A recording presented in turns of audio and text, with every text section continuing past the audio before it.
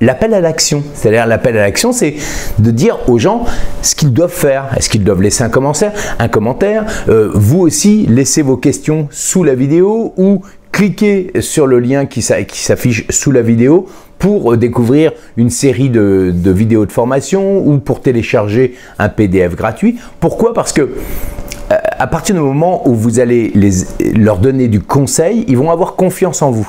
Et donc, ils veulent en savoir plus pour régler leurs problèmes. Et donc, vous les amenez sur une page qui va leur dire « Hey, si vous voulez télécharger ce PDF, par exemple, laissez votre adresse email et là, je vous donnerai d'autres conseils. » Et naturellement, ils vont laisser leur adresse email, ce qui fait que ça va faire grossir votre liste de contacts. Et cette liste de contacts, ce sont des gens qui sont passés de prospects froids, c'est-à-dire des gens qui vous connaissaient pas, à prospects chauds qui tout à coup vous font confiance et ont envie d'avoir d'autres conseils. Et là, vous allez pouvoir les relancer progressivement vers vos autres vidéos, vos autres conseils et bien sûr vos ventes au final.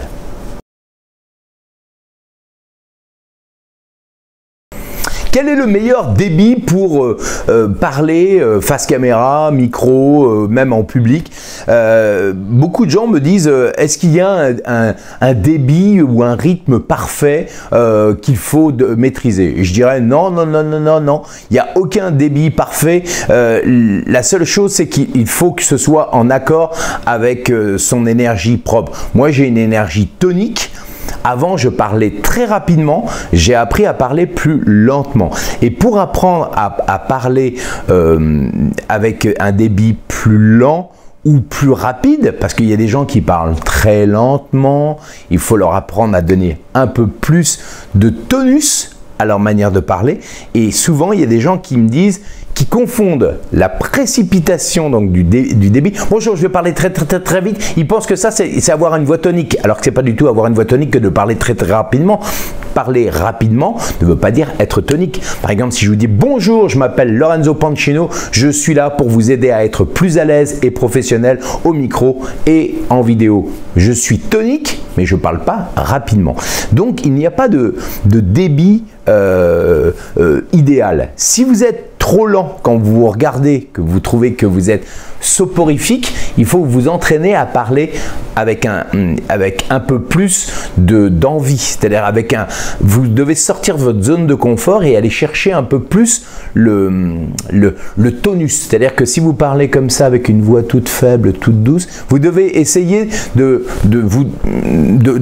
sortir un petit peu plus de votre condition naturelle. Et pour ça, j'ai une astuce, c'est imaginez que vous accueillez des gens à l'apéritif ou que vous invitez des gens à dîner.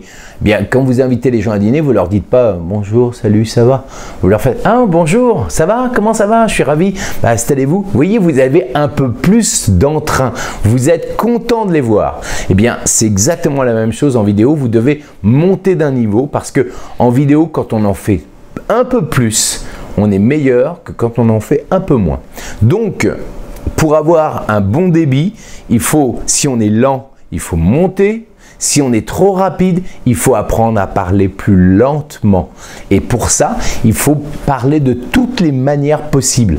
Parler lentement en articulant, pas en articulant, hein, pas en articulant, en articulant bien, en parlant plus vite aussi, en parlant avec plus de tonus, en parlant plus doucement, en parlant plus haut, en parlant en marchant.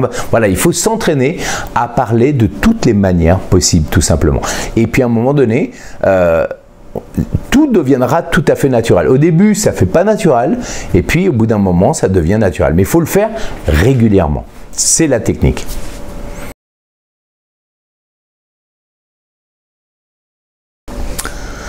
Si tu as le charisme d'une huître en vidéo, voilà le truc qui va te permettre d'apporter un peu de vinaigre à ton huître. J'ai envie de te dire que tu n'as pas de charisme d'huître, tu as une perception que tu as un charisme d'huître. À partir du moment où tu vas donner un peu plus d'envie aux gens de te regarder, tu n'auras plus le charisme d'huître. Si tu donnes envie aux gens par ton état d'être, c'est-à-dire que si tu arrêtes de te regarder, tu ne seras plus une huître. Si tu t'intéresses à ton audience, les gens vont se dire « Waouh, il s'intéresse à moi ». C'est facile. Et moi, il y a quelques années de cela, j'ai donné un conseil à un copain qui me disait « J'en ai marre, je suis toujours célibataire, j'arrive pas à trouver de filles qui s'intéressent à moi ou qui m'intéressent. » Et puis, je vais dans un dîner et je lui présente une fille. Et là, je me rends compte que pendant tout le repas, il ne fait qu'une chose, c'est parler de lui. Et je lui dis, mais, et à la fin, je lui dis, mais tu sais qu'elle s'est ennuyée, la fille. Elle s'est vraiment ennuyée parce que tu n'as fait que parler de toi. Et pourquoi on parle de soi? Parce que ça nous rassure. Ben, c'est exactement la même chose quand vous faites des vidéos. Souvent, vous faites des vidéos pour vous rassurer que votre compétence, elle est bonne. Eh ben, c'est exactement la même chose. Et je lui ai dit, maintenant, on va refaire un autre dîner avec une autre fille que je lui ai présentée et tu vas simplement l'écouter. Tu vas juste lui poser les bonnes questions pour savoir qui elle est, ce qu'elle fait, pourquoi elle le fait, etc. Et tu vas voir comment tout à coup la personne va s'ouvrir. À la fin de la soirée, elle va se dire « Waouh, mais il était génial ce mec !» Ça n'a pas loupé depuis qu'il lui a fait deux gosses. Donc en gros, c'est important de s'intéresser à la personne.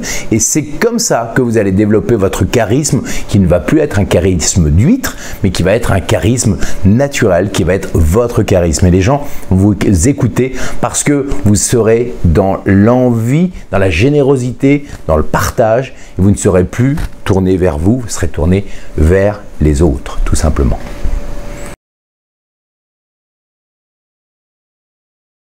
Voici la technique infaillible pour combattre le stress en vidéo. Technique, allez, je vais en donner deux, d'accord? Je vais en donner deux. La première technique, c'est déjà avant même même je dirais, enclenche le rec, donc l'enregistrement, et commence par te marrer.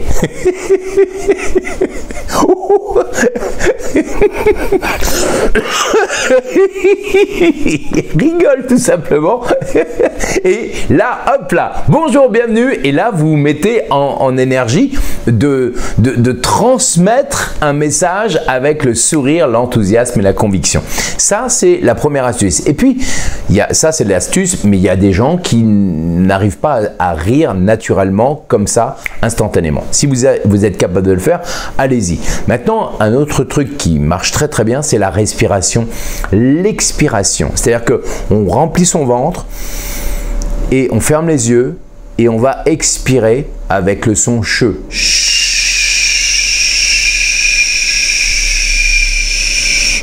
On va voir que son ventre, qui était gonflé comme ça, va commencer à se dégonfler comme un ballon de baudruche. Et progressivement, si vous le faites une fois, deux fois, trois fois, vous allez vous déstresser. Vous allez être beaucoup plus calme et serein. Et surtout, vous allez relancer ce qu'on appelle la colonne d'air. La colonne d'air, ça va entre le ventre, le cœur et la tête, le cœur et le ventre. Et une fois que la colonne d'air est relancée, le stress part. Souvent, le stress, il est dû à quoi? Il est dû au fait qu'on ne respire pas avec tout son corps. On respire uniquement avec les poumons et on bloque la respiration. Vous savez, c'est un truc de dingue, c'est que on bloque la respiration souvent au niveau des poumons et donc on n'irrigue plus le cerveau. Ce qui fait qu'on ne sait plus ce qu'on a à dire et on commence à paniquer. Donc on est en stress. C'est un peu comme l'effet de se noyer. Qu'est-ce que je veux dire? Et donc on n'a plus d'air, on a l'impression d'avoir la bouche sèche, on n'est pas à l'aise, on n'est tout simplement pas à l'aise. Alors que si vous respirez naturellement, vous expirez, naturellement vous laissez l'air rentrer dans le ventre, dans le cœur, dans la tête, vous souriez, vous êtes détendu et vous faites votre vidéo, tout simplement.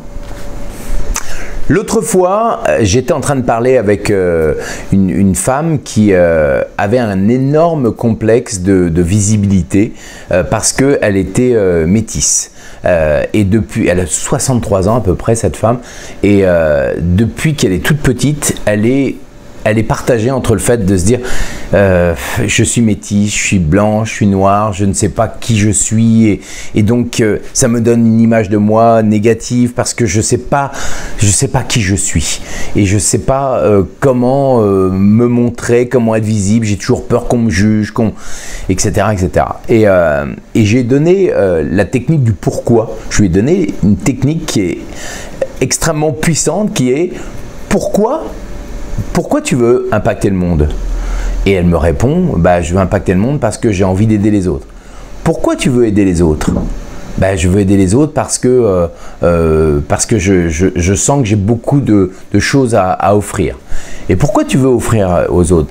Eh ben, je veux offrir aux autres parce que, etc., etc. Puis à un moment donné, à force de poser la question sur le pourquoi, j'en suis venu à dire, mais pourquoi est-ce que tu as peur d'être visible? Et là, elle me répond, bah, j'ai peur d'être visible parce que depuis que je suis toute petite, j'ai l'impression que les gens m'aiment pas. Et pourquoi est-ce que tu as l'impression que les gens t'aiment pas? Bah, j'ai l'impression que les gens m'aiment pas parce que je suis quelqu'un de couleur et j'ai toujours peur que les gens me jugent. Et pourquoi tu as peur que les gens me jugent, etc., etc. Et à un moment donné, elle s'est livrée complètement et elle a même un peu à un moment donné, elle a dit arrête avec tes questions, tu m'emmerdes. et ça a débloqué quelque chose en elle d'extraordinaire. Parce que justement, je suis allé pointer, je suis allé appuyer là où ça faisait mal, sans faire de la psychanalyse à deux balles. C'est juste que pour être visible, il faut montrer sa vulnérabilité. Si on veut vraiment impacter le monde, il faut montrer sa vulnérabilité. Il faut montrer qui on est vraiment. Pas qui on est caché derrière un arbre.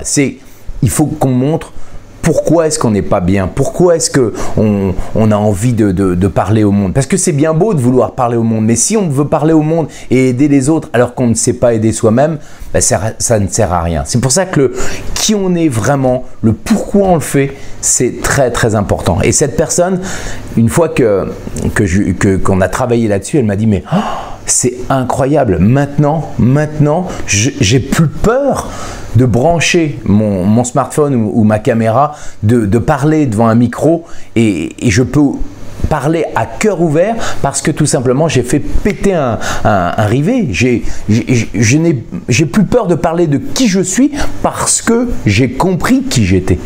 Elle me dit, ça fait 63 ans que, pas 63 ans, mais au moins 50 ans que je vis un enfer à pas vouloir me montrer. Et grâce à ce que tu viens de me donner, là, le bijou que tu viens de me donner, ma vie a complètement été transformée. Et maintenant, elle fait des vidéos et maintenant, elle se trouve même belle en vidéo. Et ça, c'est le plus beau des cadeaux qu'on a pu me faire. C'est qu'une personne qui pensait vraiment, elle pensait ne jamais être capable de faire des vidéos et aujourd'hui elle est heureuse de faire des vidéos et elle est heureuse de pouvoir parler avec son cœur à son audience.